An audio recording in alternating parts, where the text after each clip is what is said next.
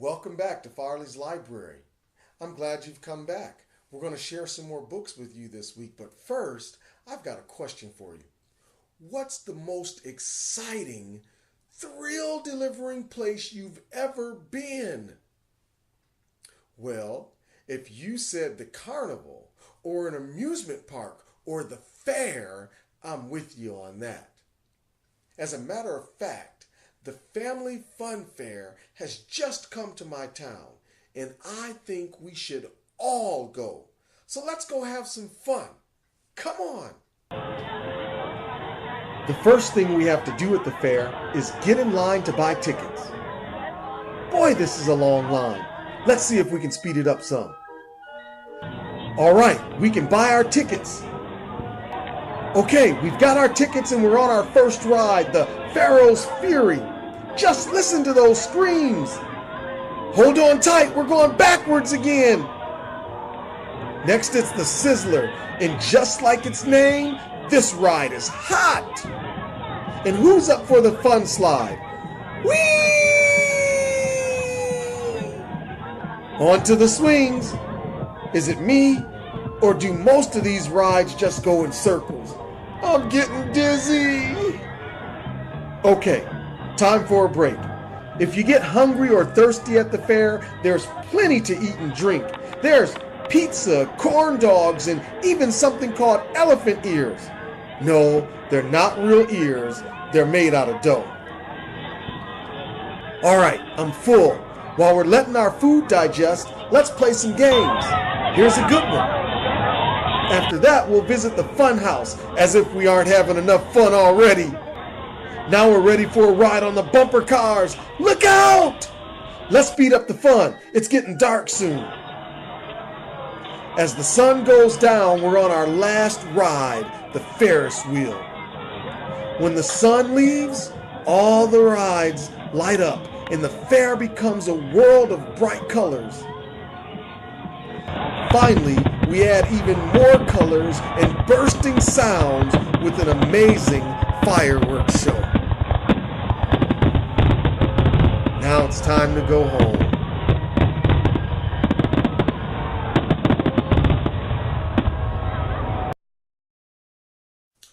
Wow, that was a great trip. I hope you enjoyed it as much as I did. I mean, all the rides and the games and the fireworks, that was amazing. Well, I've got a book to share with you about someone who went to another thrill-delivering place, much like the fair, but they went to an amusement park called Wonder World.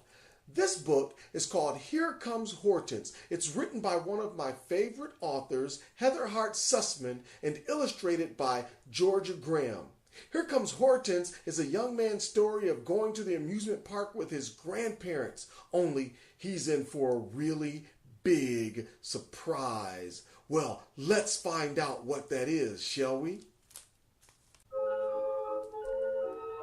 Here Comes Hortense. Written by Heather Hartt-Sussman, illustrated by Georgia Graham. Nana isn't frightened of the things most grandmas are afraid of. She isn't scared of spiders or heights. She isn't afraid of the dark or other people's opinion. And today, in the van on the way to Wonder World, Nana even takes the wheel because her husband Bob sometimes gets a little nervous driving on the highway. Maybe this year you'll try the wild mouse, says Nana. Maybe, I say. I prefer to stay on the teacups, but I don't want to disappoint her. How about you and I go for a ride in the tunnel of love? Bob asks Nana, squeezing her hand. Gross, I say, and Nana and Bob laugh out loud. When we get to Wonder World, Nana and Bob tell me they have a big surprise for me. I thought our trip to Wonder World was the surprise, I say. There's more, says Bob. More, I say? It's going to be the best surprise ever, says Nana.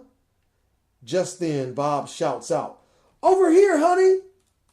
A gangly girl about my age runs over and gives Bob a huge hug. He twirls her round and round. Here's your surprise, says Nana. Ta-da!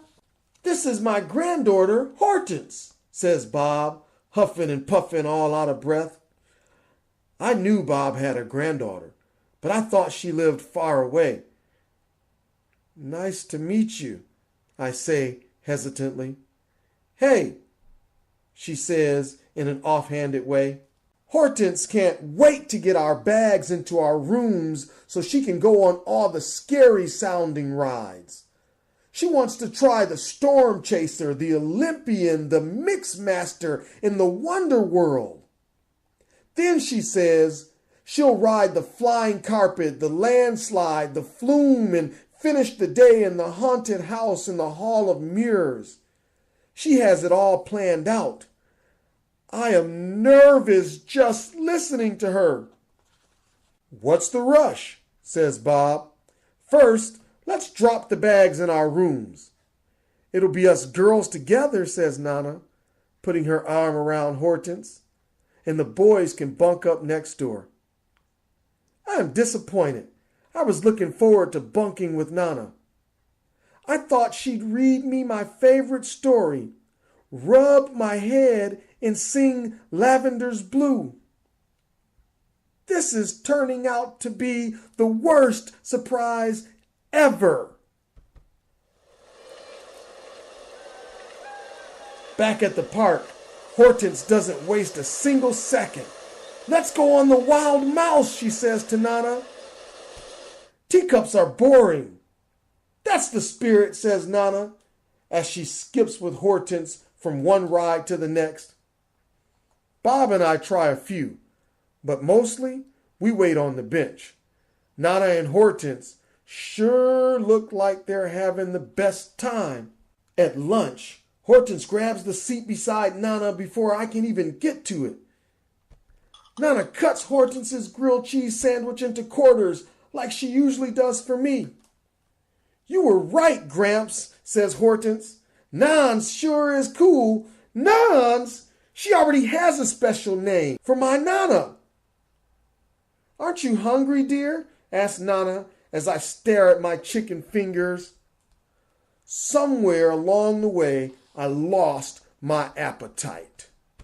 Later, when Nans gets cotton candy in her hair, Hortense rushes to help her get it out.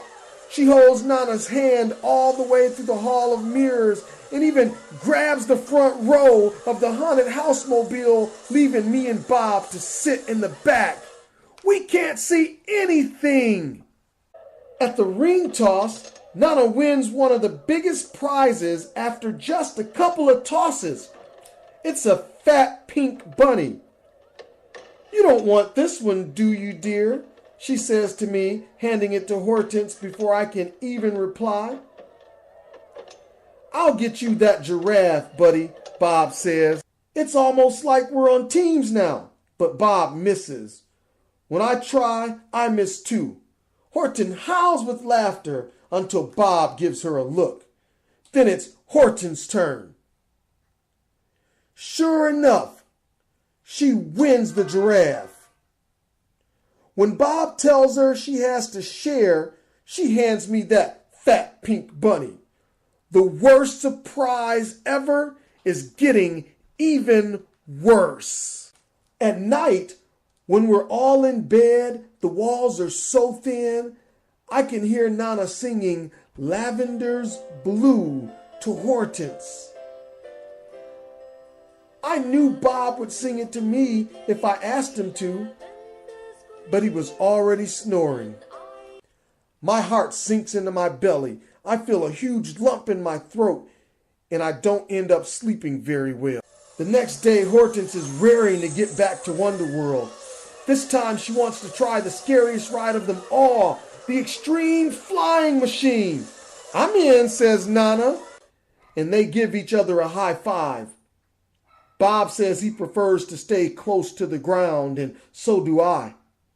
Looks like it's just you and me again, Bob, I sigh. Tell you what, says Bob, putting his arm around my shoulder, why don't you call me Gramps? Sure, I say with a smile. Gramps. When Nana and Hortense return, Gramps says it's finally time for him and Nana to take a ride in the tunnel of love. They tell us to wait for them by the exit. Hortense gives me the cold shoulder. I don't know what you have to be upset about, I tell her. You've had Nana all to yourself this whole trip. Well, you've had Gramps, she shouts, and I came all this way just to be with him. I never thought about that. What happened to your grandma, I asked. She and Gramps got divorced before I was born, says Hortense. What about your grandpa? He died when I was small, I say. We look at each other. When they come out of the tunnel of love, Gramps is holding Nana so close. She has her head on his shoulders and is looking up at him with starry eyes. They sure look like two happy lovebirds, I say. Gross! Hortense shouts, and everyone laughs. When we get ready to leave, I hand Hortense the pink bunny.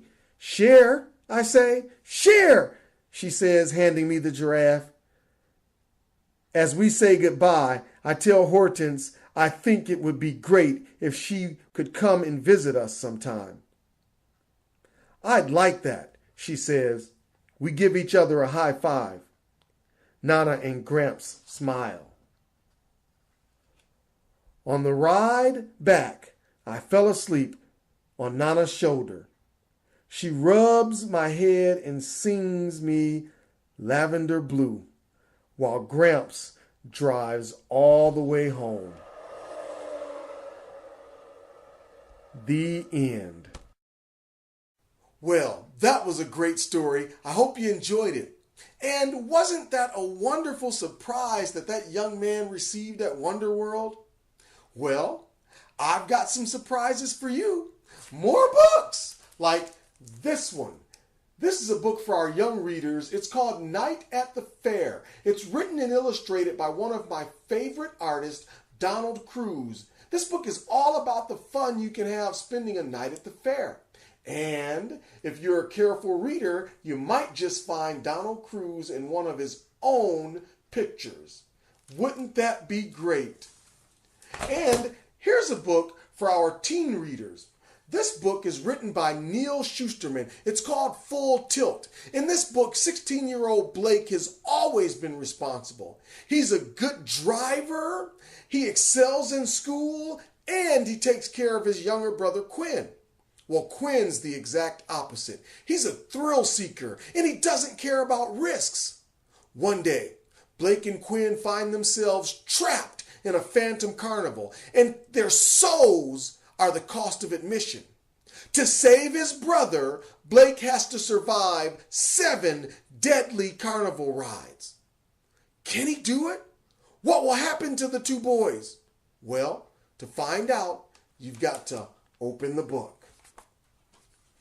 Finally, here's a book for all of our adults.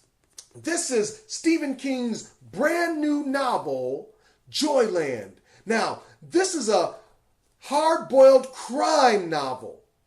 It mixes elements of crime and horror and the supernatural. In this book, Devin Jones is a college student, and he takes a job at a small-town North Carolina carnival.